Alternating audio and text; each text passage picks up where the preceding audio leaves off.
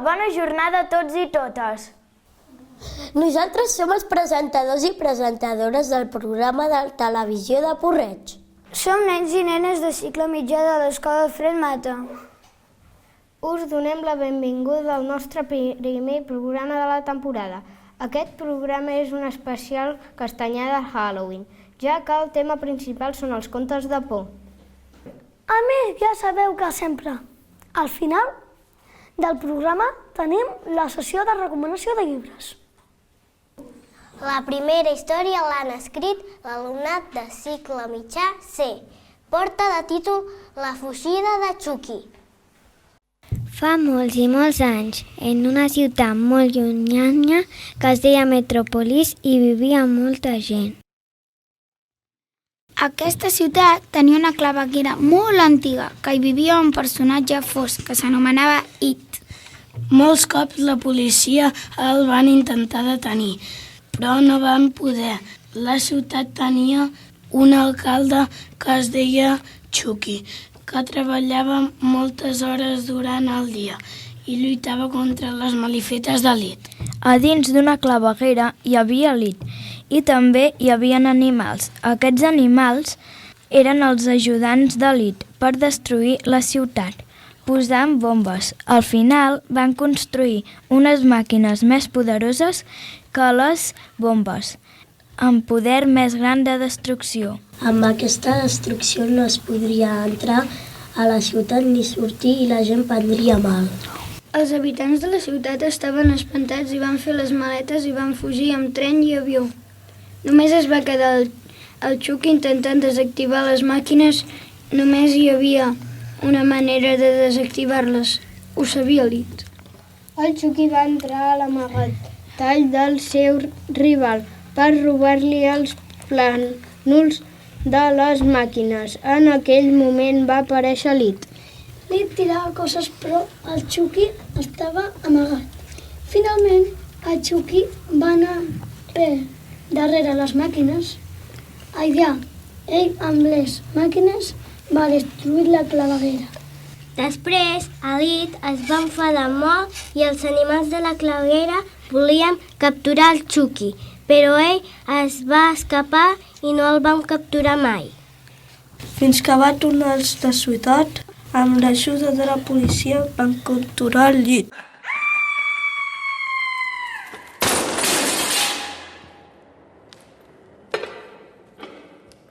Ostres, jo no entraria pas en una claveguera i menys després d'haver vist aquesta història. Va, doncs, seguim amb una altra. La segona història d'avui es titula La directora i l'ha escrit conjuntament l'alumnat de cicle mitjà A. Hi havia una vegada una directora dolenta. Va veure una presó i va voler entrar-hi. Es va trobar l'esquelet d'aranyes, un esquelet que tenia moltes aranyes, que li corrien pels ossos, i el vampir de sang, un vampir que es menjava les persones amb els seus ullals plens de sang i la va matar. Es va convertir en el fantasma de la directora morta. Era un fantasma assassí i va matar a la mòmia d'or, al Frankenstein i al dimoni de les serps. A l'escola els nens i les nenes no trobaven la seva directora. Mentre els alumnes la buscaven, la directora fantasma es va ficar dins el seu cos mort i va entrar a l'escola com si res no hagués passat.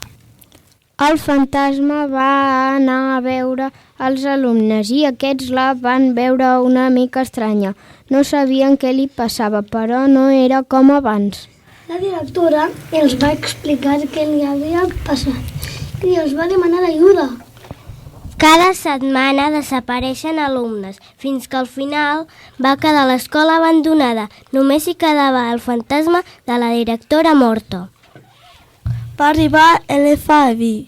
Un policia va anar al lavabo, es va trobar el fantasma, va cridar molt fort. Ah! Van venir els seus companys i van morir tots.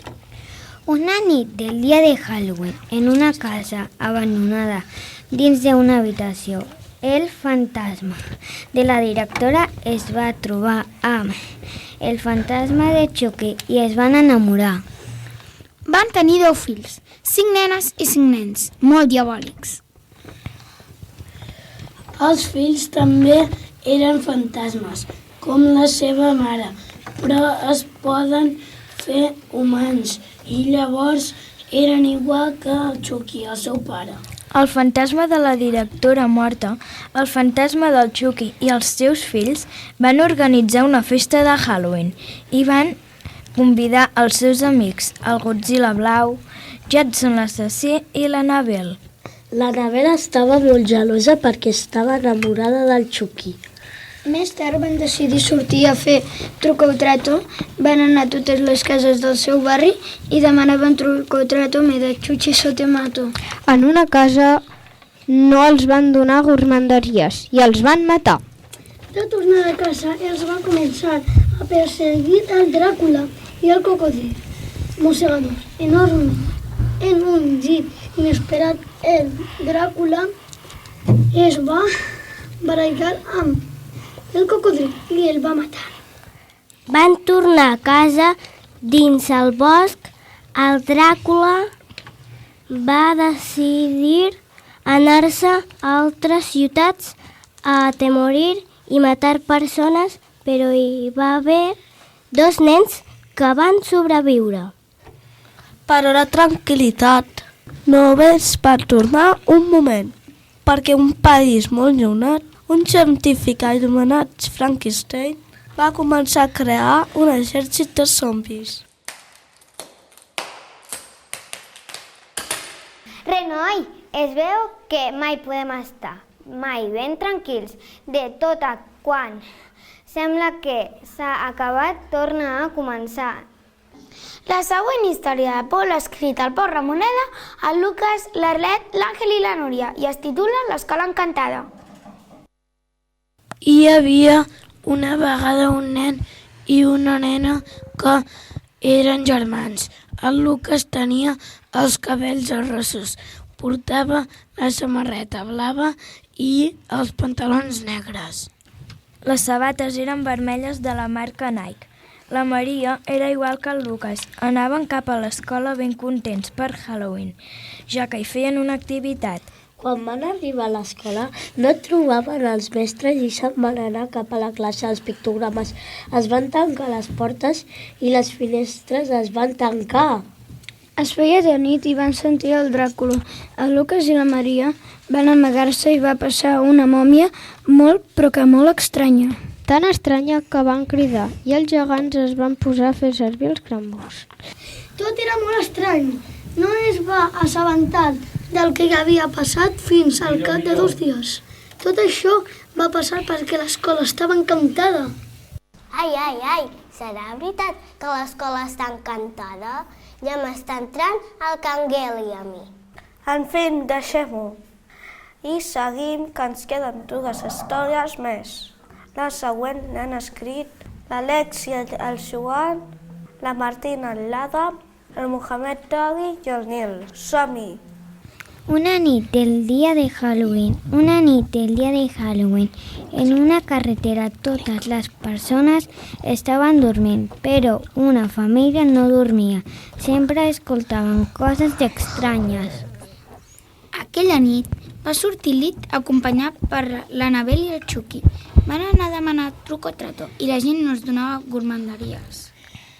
A totes les persones que donaven dolços els mataven. Van arribar a casa amb moltes poques gourmanderies i es van enfadar molt. Van entrar en una caseta petita i hi havia tots els pares i mares i els van matar. Després l'Annabelle i el Chucky van anar a un barri a matar tothom. Més tard van anar a la ciutat a demanar més dolços i es van trobar el Freddy Krueger i els va ajudar. Van veure una escola abandonada i es van interessar per entrar. Hi havia sang al terra i a les parets. Van sentir molts sorolls i després van anar a on se sentien els sorolls. Hi havia una persona que era un policia.